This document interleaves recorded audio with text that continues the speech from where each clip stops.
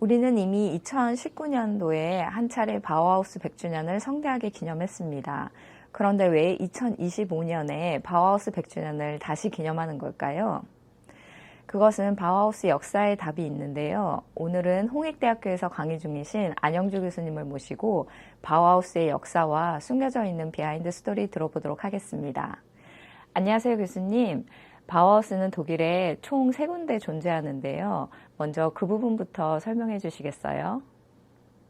근데 이제 바우하우스가 어느 정도는 다 아시겠지만 이제 1919년에 개교를 하죠. 그래서 이제 18년이 1차 대전이 끝나고 그 다음 해가 이제 19년이고 전쟁 후에 경제적인 성장이나 디자인 예술 교육의 필요성 이런 것들에 의해서 이제 학교가 만들어지게 되는데 처음에는 바이마르 지역에 개교를 해요. 바이마르 시기가 1919년에서 25년까지. 그다음에 이제 25년에 데사우로 이사를 가게 되고 25년에서 32년까지가 데사우 시기라고 할 수가 있고요.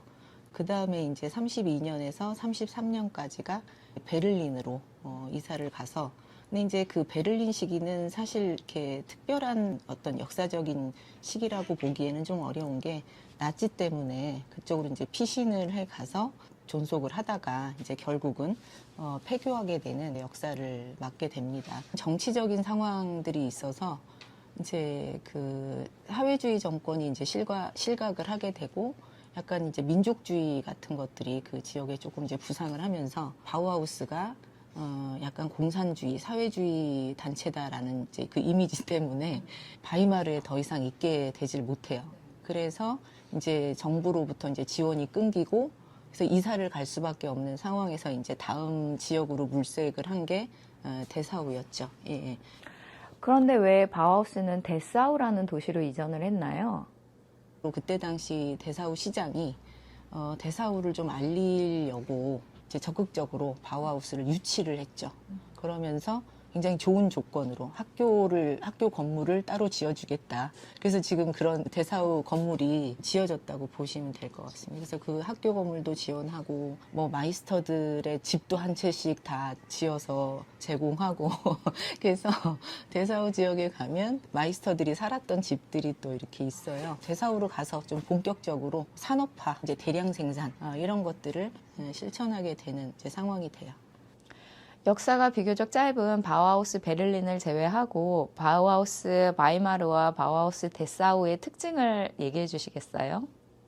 이제 바이마르 시기부터 좀 말씀을 드리면 그로피우스가 이제 처음에 바우하우스를 설립을 할 때 그 목표가 수공예하고 예술의 어떤 통합 이런 것들을 목표로 해서 수공예라고 하면은 지금이야 디자인이라고 얘기하지만 그때 당시까지는 공예라는 영역이 우리가 쓰는 일상의 용품들을 다 만들고 이제 예술과 공예가 사실은 이렇게 이분화돼서 공예가 항상 예술에 비해서 저급한 것으로 이렇게 폄하되어 왔던 그런 역사가 있었기 때문에 그로피우스는 그런 부분들을 조금 깨뜨리고 어떤 이제 새로운 시대에 새로운 어떤 교육과 디자인 이런 것들을 좀 추구했던 것 같아요. 그리고 궁극적으로는 이제 건축이 디자인, 공예, 미술 이런 곳에 가장 이제 종합적인 실현이라고 생각을 했습니다. 그래서 건축을 이제 목표로 지향해서 나아가긴 하지만 일단 이제 바이마르 시기에서는 그런 부분이 잘 마련이 안 됐어요. 그래서 거의가 이렇게 이제 수공예 중심의 교육, 그다음에 공방 교육 이런 것들이 중심이 됐었고요. 그러다가 이제 데사우로 이사를 가서 우리가 일반적으로 얘기하는 그런 모던 디자인의 산실이다. 그 시기가 이제 데사우 시기로 좀 이제 볼 수 있을 것 같습니다. 데사우로 가서 산업적인 생산, 기계 생산 이런 것들을 본격화하게 된다. 그리고 그로피우스가 28년까지 교장을 맡다가 하네스 마이어라는 사람으로 이제 바뀌게 되거든요.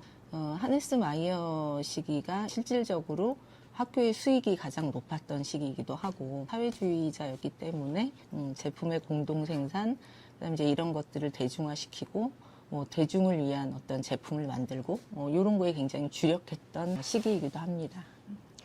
19세기만 해도 여성들이 예술이나 디자인을 공부한다는 것은 어려운 일이었는데요. 바우하우스는 굉장히 진보적인 학교로 이름이 알려져 있습니다. 그럼에도 불구하고 바우하우스 안에서는 여성 차별적인 요소가 굉장히 많았는데요. 어떤 것들이 있었는지 설명해 주시겠어요? 이제 뭐 디자인 쪽에서는 정말 이렇게 전설적인 학교로 그렇게 이제 역사화된 것 같아요. 역사화됐는데 19세기 때까지만 해도 그러니까 여성들이 이런 예술학교나 이런 데 들어와서 공부를 하는 게 제한이 돼 있었는데 그런 면에서 바우하우스는 진보적이다. 이렇게 이제 보여지죠.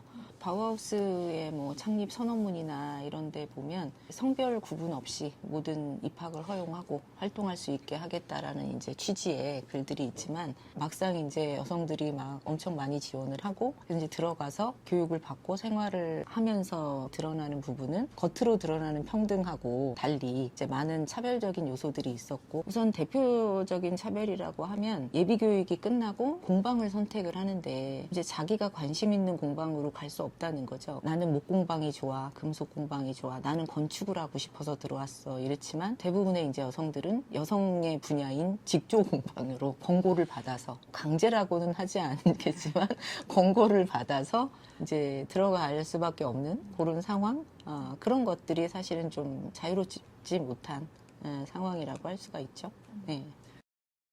여성들의 분야가 직조나 도자기처럼 어떤 큰 건축물 골자 안에 들어가는 장식적인 분야에 국한되었다고 이해를 하면 되는 건가요?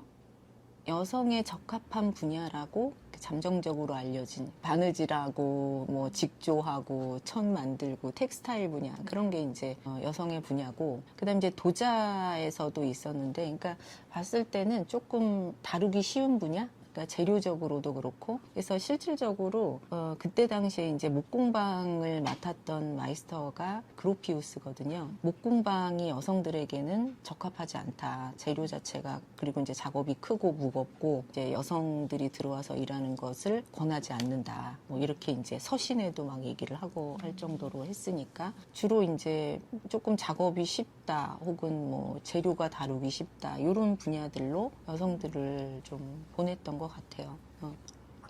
그럼에도 불구하고 건축 쪽이나 목공방 혹은 금속공방에 여성들이 존재를 하기는 했나요?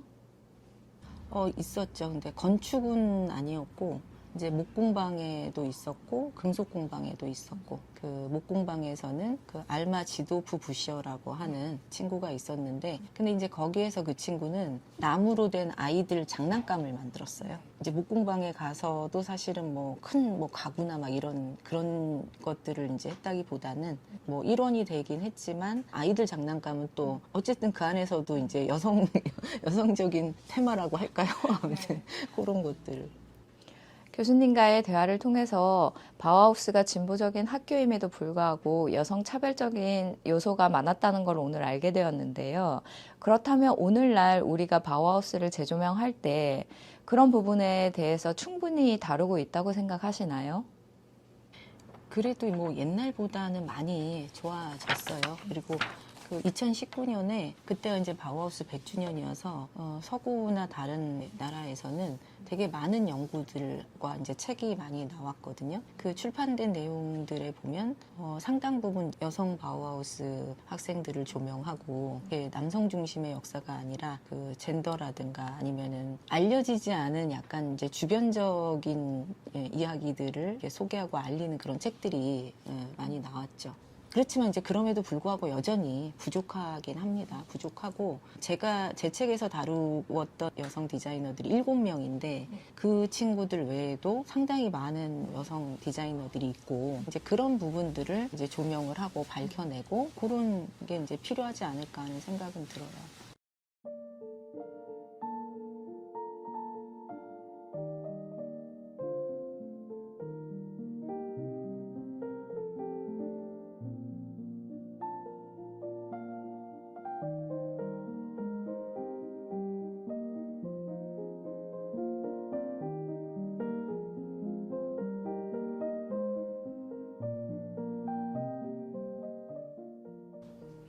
당시에 여성들이 받았던 차별이 오늘날까지 이어진다고 볼 수 있나요? 디자인이나 이제 공예의 영역에서 좀 살펴보게 되면 이제 여성들이 했던 것들이 사실은 이게 이제 진짜 이렇게 창의적인 작업이거나 아니면 정말 예술성이나 창의성, 창작성 뭐 이런 것들을 창조성 이런 것들을 가지고 있다라고 평가를 받지 못하는 거죠. 이거는 굉장히 사소한 그냥 일상에서 만들어진 가정에서 하는 이런 이제 일처럼 취급을 받고 그거 자체에 대한 어떤 가치를 인정받지 못했다는 거죠. 그래서 오늘날에도 이제 여성이 하는 디자인 혹은 여성이 하는 작업에 대해서 여성적이다라고 말하는 평가하는 것 자체가 사실은 그 안에 이제 어떤 의미가 담겨 있는가를 좀 생각해 볼 필요가 있겠다. 그런 생각이 듭니다. 그렇다면 교수님께서는 강의 시간에 여성 차별적 요소에 관해서도 충분히 설명하고 계시나요? 예, 지금은 이제 제가 바우하우스 여성들을 연구를 했기 때문에 주류 역사를 얘기를 해주고 여성들의 입장에서 보는 그 이면의 역사를 함께 얘기를 합니다. 수업 시간에. 놀라하죠. 왜냐하면 맨날 주류 역사만 들어왔으니까. 바우하우스는 아시아에서 굉장히 인기가 높은 편인데 특히 한국과 일본에서 인기가 굉장히 높습니다. 당시 일본 유학생들이 있었다고 들었습니다. 이제 일본은 30년에 가서 32년까지 한 2년 정도를 유학을 하고 온 그 야마와키 이와오, 그다음에 야마와키 미치코 부부예요. 결혼을 하고 독일로 유학을 가요. 야마와키 미치코는 이제 여성이어서 직조 공방으로 가고 야마와키 이와오는 건축을 공부하고 싶어서 갔었는데 오히려 이제 이 사람은 사진 작업에 관심을 가졌어요. 그래서 그때 당시에 이제 포토몽따주 뭐 이런 거. 그래서 야마와키 이와오의 그 유명한 작품이 이제 그 히틀러 그 사진을 붙여놓고 바우하우스 건물을 히틀러 발 아래다 상징적으로 포토몽따주로 만든 작업이 있습니다. 어쨌든 이제 뭐 그런 사람들이 있어서 일본이랑 네트워킹해서 뭔가 하자 그러면 굉장히 재밌는 얘기들이 많이 자료가 있을 것 같아요. 바우하우스를 얘기할 때 바우하우스 디자인을 빼놓을 수 없는데요. 교수님이 생각하시는 바우하우스에서 배출한 디자인 탑3 말씀해 주시겠어요? 제일 알려진 게 이제 바실리 체어라고 들어보셨죠? 예.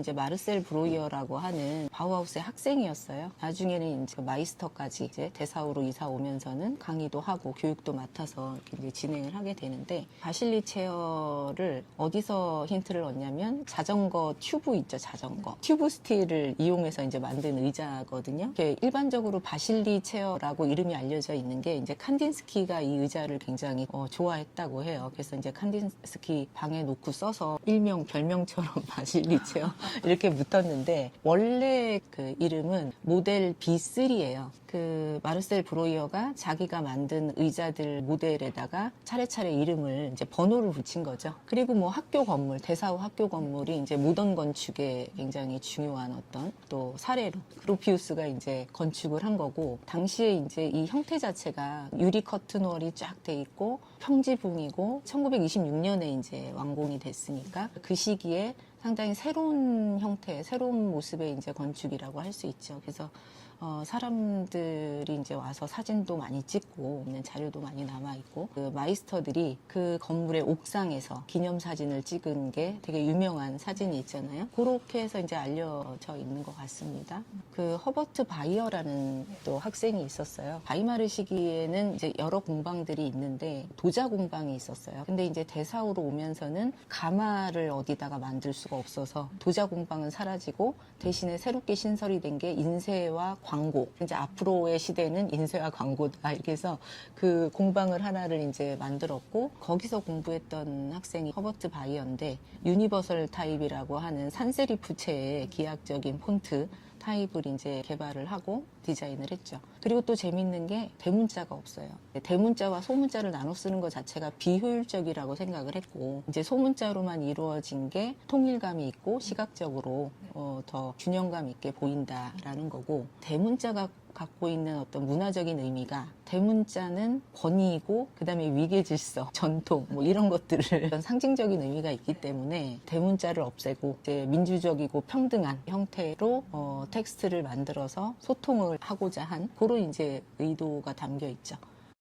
오늘 교수님과 함께 바우하우스의 역사와 숨겨진 이야기 들어보았는데요. 이 시점에서 주한독일문화원에 바라는 점 혹시 있으실까요? 어쨌든 이제 독일문화원에서 이런 것들을 계속 관심을 가지고 해주시는 게 너무 감사하고, 그 주한 독일문화원이 국제적인 네트워킹이 돼 있잖아요. 그러니까 이제 각 지역에 꼭 디자이너가 아니어도 여성 미술가도 좋고, 그러니까 요즘은 또 디자인과 미술의 경계가 깨지고 있으니까 어떤 이제 여성 작업자들, 여성 예술가들도 이렇게 네트워킹을 할 수 있을 것 같아요. 그러면 그걸 이제 전시로도 엮어내고, 그 다음에 또 강연도 하고, 뭐 학술 세미나 이런 것도 잡아보고 하면 되게 재밌는 행사들을 많이 할 수 있지 않을까? 이런 생각이 듭니다.